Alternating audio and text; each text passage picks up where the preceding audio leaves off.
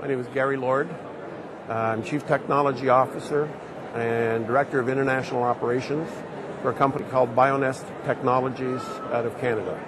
We do wastewater treatment systems, tertiary wastewater treatment systems, systems where you can use the water that comes back out. It's called recycle and reuse the water. Our system, with the water that comes out of our system, with disinfection, meets international drinking water standards. In other words, you can use it for irrigation, you can use it for plumbing for your toilets. We don't suggest you drink it because of the yuck factor, of course. When you tell people that it meets drinking water standards, you can have all the certificates in the world, but when they know, you have a little problem with perception. However, water is so expensive in most of the islands because it's desalinated. Good systems can pay back probably within 2 to 3 to 4 years with the amount of water you recycle and reuse.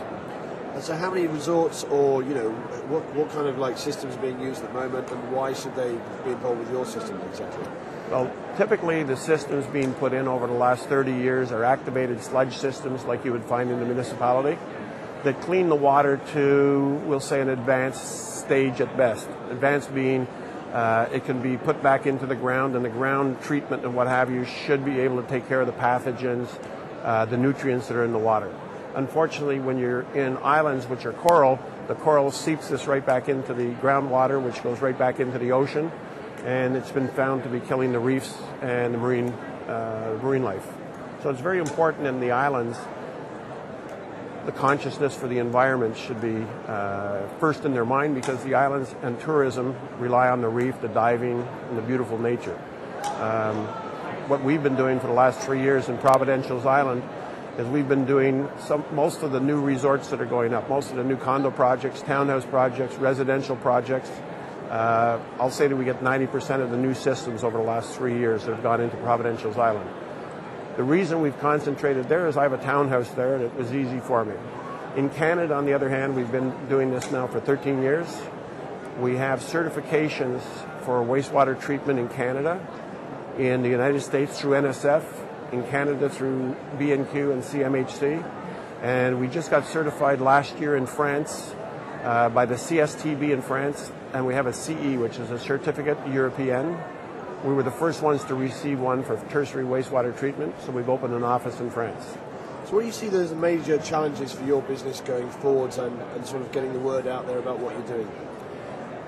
I don't think water right now is a prime concern all over the world. There's a shortage of water, there's a shortage of good quality water all over the world. For example, in France, France was not one of the better treaters of wastewater. The government just put in new legislation that they're going to retrofit 5 million systems over the next 20 years, or 250,000 systems a year.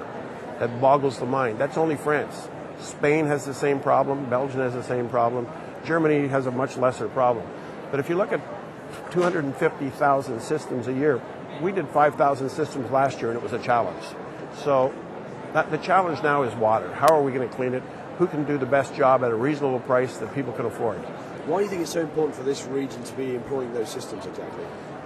In the Caribbean region, as I say, coral is a major factor. Coral will not do a good cleanup of the water if you try to inject it into coral. It'll leach it out into the ocean. If let's say the governments of the islands want to keep the tourism like we're doing here today at this conference, if they want to keep the tourists coming, they want to, let's say, expand tourism, they can't kill the nature of what tourists are coming to see. Pristine nature, pristine water, beautiful diving reefs. The Prime Minister 2 days ago talked at the opening speech. He talked about the environment. He talked about the challenges. He talked about the challenges of tourism. And the environment, as he said, is one of the major challenges. They have to keep development under check with good wastewater treatment, good water supply systems that are not going to pollute. So I'd have to say that's the challenge. The challenge is to put in the good legislation and good enforcement. And do you think things are changing? Do you think there's a lot more awareness of sort of the green issues and actual having some sort of eco understanding when developments are done? And is this beneficial to what you're doing? Yes. Our business model is based on good legislation and good enforcement. To give you an example, In Turks and Caicos, the British government 2 years ago sent 2 marine biologists to do a 2-year study to find out the eco-friendliness of the water, how the reefs were surviving.